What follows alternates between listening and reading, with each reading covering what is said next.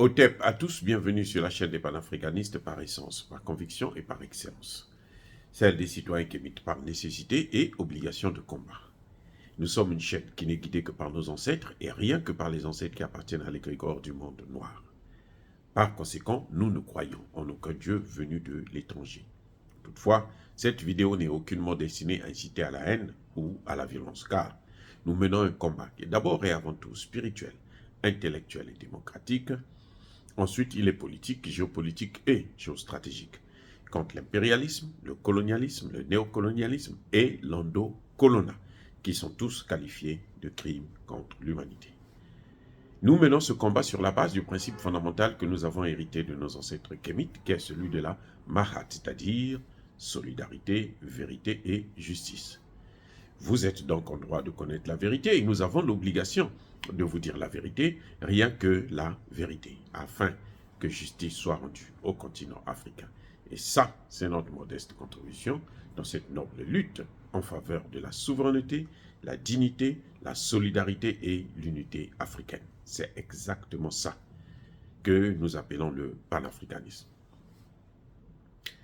Bien-aimés frères et sœurs,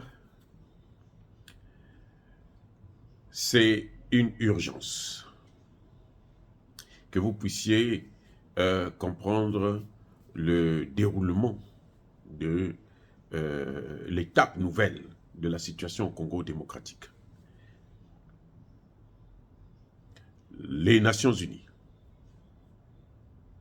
qui sont représentées au Congo démocratique par la MONUSCO, veulent occuper carrément la ville de Goma. Aussi simple que ça. Les Nations Unies veulent prendre la ville de Goma. Pour eux, ils vont laisser donc les M23 et les Rwandais. Enfin, les M23, c'est les Rwandais. Donc, ils vont laisser les mercenaires, les génocidaires, les criminels rwandais occuper la ville de Goma. Donc, ils vont occuper pour faciliter l'entrée de ces mercenaires dans la ville de Goma, afin que pratiquement tout l'Est du Congo démocratique, le nord du Kivu, puisse leur appartenir. Et ils vont piller les matières premières. Voilà ce qui est en train de se passer. Alors, qu'est-ce qui se passe exactement? Comment ça va se passer? Vous savez que l'aventurier, le soulard, c'est ce que dit, c'est un soulard. Hein? Je ne sais pas si vous le savez, il aime picoler. Je pense qu'il doit même se chuter. Hein? Alors, lui, qu'est-ce qu'il fait?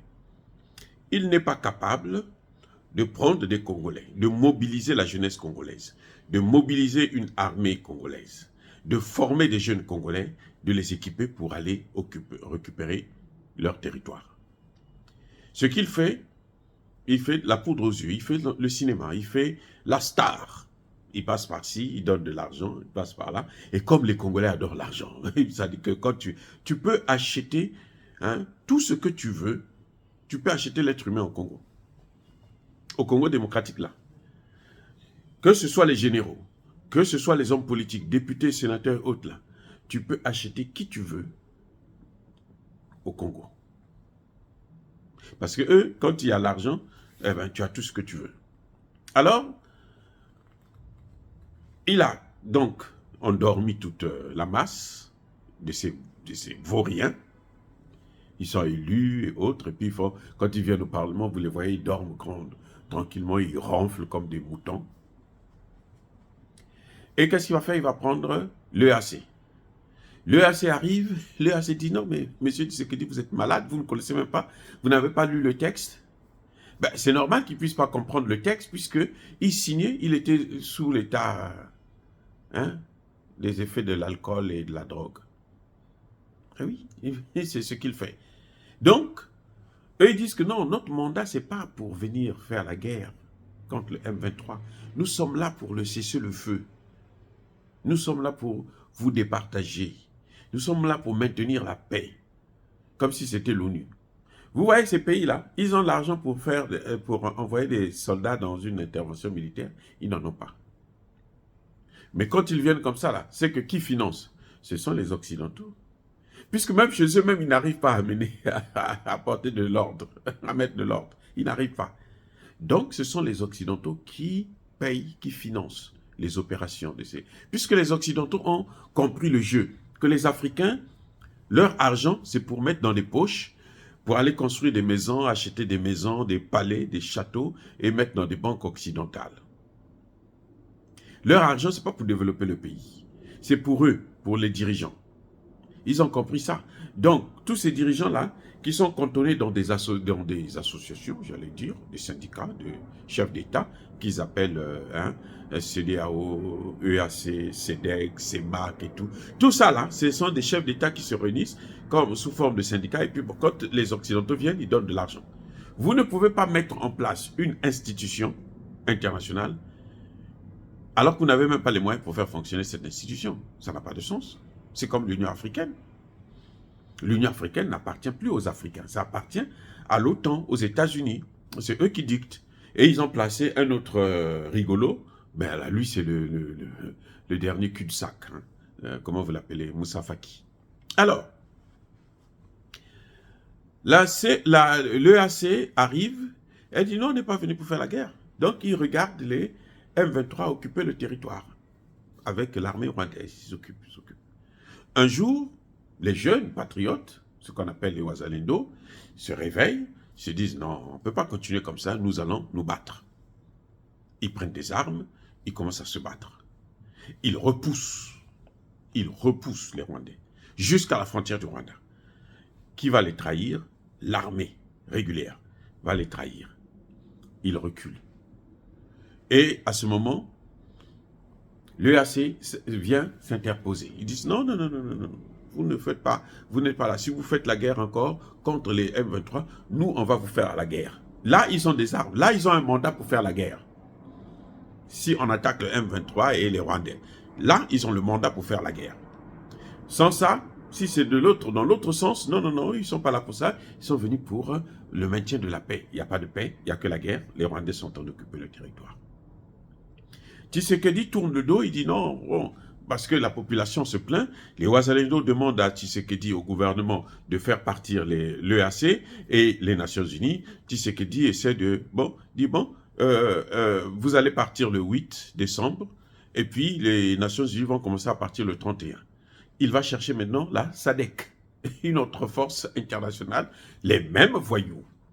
Eux, ils étaient déjà là. Hein. Avant l'EAC, là, c'était la SADC qui était là. Ils n'ont rien foutu. Ils sont repartis. C'est lui-même qui est allé prendre l'EAC. Maintenant, il dit non, l'EAC, c'est pas bon parce que les gens se plaignent. Il est encore parti prendre la SADC. Donc, il est en train de tourner en bourrique les Congolais. Il est en train de jouer avec les Congolais. Il est en train de jouer avec la vie des Congolais. Parce que je vous rappelle qu'il y a déjà 15 millions de morts sur la tête de Kagame et de Tshisekedi, sur les imbécilités de Tshisekedi. Nous avons dit, et nous le répétons, que si Tshisekedi veut régler cette guerre, il doit changer de partenaire. Et le meilleur partenaire dans ce domaine-là, c'est la Russie, c'est la Chine, c'est l'Iran, c'est la Turquie, c'est la Corée du Nord. Mais monsieur, comme il est le frère de Macron, il faut qu'il nage entre Macron et Joe Biden. C'est pas tout. Maintenant, les Rwandais prennent la ville de... Ils ont repris, hein, Rutshuru, ils ont repris Bunagana, ils ont repris Masisi. Et ils sont contents. Maintenant, ils se disent, non, nous avons pris tout ça, maintenant il faut qu'on prenne Goma. Pour prendre Goma, il faut être facilité par les Nations Unies, parce que si nous, on veut encore affronter les Wazalendo, on ne peut pas. Donc, les Nations Unies disent aux Wazalendo, si vous faites la guerre, nous, on se bat contre vous. Et nous, on vient pour protéger. Et on sait que quand ils viennent pour protéger, ils viennent pour ouvrir grandement le boulevard, pour que les mercenaires puissent occuper le terrain. C'est ce qu'ils ont fait exactement au Mali. Mais au Mali, il y a un gouvernement téméraire qui s'est battu. On a vu, nous tous, nous avons vu comment le gouvernement malien, comment le ministre malien, comment... Vous ne pouvez pas jouer avec Assimi Goïta, vous ne pouvez pas jouer avec Kokala Maïga, vous ne pouvez pas jouer avec Diop, vous ne pouvez pas jouer avec Camara, vous ne pouvez pas jouer avec les 5 colonels. Soyons sérieux. Mais au Congo, eh ben, vous pouvez vous coucher sur eux. Il n'y a pas de problème. Parce que quand un président boit trop, et quand il est sous là, il vous signe des papiers comme il veut. Hein. Ah oui. Donc les gens, les Occidentaux là, ils savent. Son talon d'Achille, c'est ça, la boisson. Je répète, le talon d'Achille de Tshisekedi, la boisson. Malafou. Ah mais là trop. Ah mais là. Moussala comme là. Donc il a besoin plutôt d'une cure. Il faut qu'il aille dans un hôpital, comme ça, on va le traiter. Parce que sinon, surtout s'il reprend un deuxième mandat, c'est fini. L'est du Congo, là, le nord du Kivu, là, ça appartiendra au Rwanda, à l'Ouganda et puis aux autres. Et ils vont continuer parce que, vous souvenez-vous, hein, le diable, quand vous lui donnez votre pouce, il va après vous prendre la main, il va après vous prendre tout le corps. Et oui, c'est comme ça que ça se passe. Donc, ce qu'ils sont en train de faire, c'est de... maintenant, ils demandent aux Nations Unies d'occuper la capitale, en quelque sorte, de l'Est du Congo. Et puis, afin que, ben, ça, s'ils ont pris ça, maintenant, ils peuvent avoir une autre vision. Ils peuvent faire venir des avions de combat, ils peuvent faire tout ce qu'ils veulent, et puis maintenant, attaquer. Ils vont arriver jusqu'à Kinshasa. Que les Congolais sachent, parce qu'il ne faudrait pas dire que on ne vous avait pas dit. Ils viendront jusqu'à Kinshasa. L'objectif, c'est lequel? L'objectif, ce n'est pas seulement la RDC. Non, que les chefs d'État de la sous-région puissent le savoir. La RDC n'est rien pour eux. L'objectif, c'est l'Afrique centrale. C'est le golfe de Guinée, les gars. Ah oui. Ils ont aujourd'hui besoin de prendre l'Afrique sans les Africains. Maintenant qu'ils sont en train d'expérimenter des vaccins contre le paludisme, contre le VIH, qui en fait sont des poisons qui tuent à petit feu, eh bien, ils vont exterminer les gens. Ils vont exterminer. Parce que ces vaccins sont obligatoires. Si vous ne prenez pas, eh bien, on vous fout en prison, on vous donne des amendes, on vous colle ceci, on vous colle cela, et vous êtes obligé de le faire. Voilà ce qui est en train de se passer au Congo démocratique. Il y a une urgence pour tirer les oreilles à Tshisekedi, pour qu'il arrête, qu'il se réveille, qu'il arrête de se saouler la gueule à longueur de journée, qu'il arrête de se shooter et qu'il règle les problèmes. Parce que malheureusement, les Occidentaux l'ont choisi. Ont choisi de lui donner un deuxième mandat. Je répète, les Occidentaux ont choisi de lui donner un deuxième mandat. Je vous ai pris l'exemple de Kinshasa, hein, du Congo démocratique et du Burkina Faso. Le Burkina Faso, le capitaine Traoré, en un an, a formé 100 000. Et il y en a encore qui sont en train de venir. Au moins 100 000, en un an. Tshisekedi, en 5 ans, il est en train de former 40 000 sur une population de 120 millions d'habitants, alors que le Burkina compte à peine 20 millions d'habitants. 21, 26 comme ça. Vous voyez, ça dit que c'est triste à pleurer, c'est malheureux.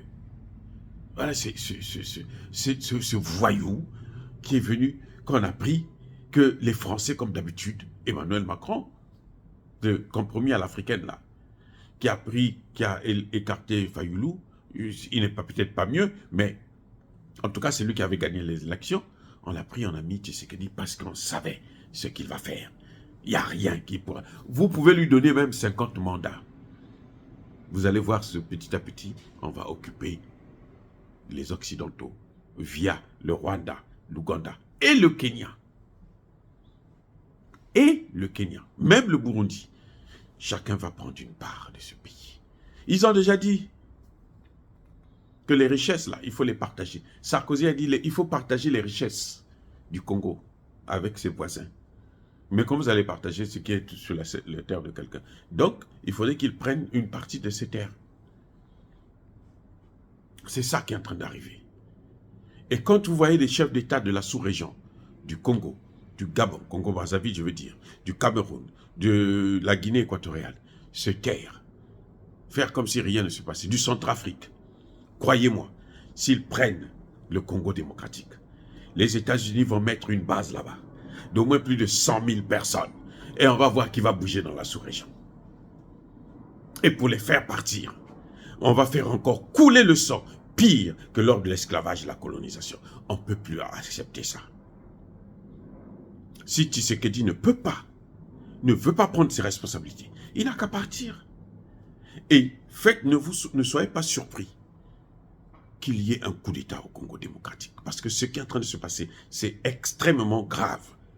Je sais que les généraux sont corrompus. Vous les voyez avec des gros ventres, beaucoup d'argent, beaucoup de femmes, ils ont même des mines à eux-mêmes, des puits d'or, de machin. Mais parmi eux, il y en a qui sont sérieux. Il y en a qui veulent récupérer le territoire. Il y en a qui veulent redonner au Congo sa dignité. Et faites attention. Dire cela, c'est inciter à la haine ou à la violence. Non, il y a ma colère, il y a ma haine. Encore une fois de plus, bien-aimés frères et sœurs, soyez bénis. Je persiste et je signe. Soyez abondamment bénis par le Dieu des Kémites et par nos ancêtres angélisés.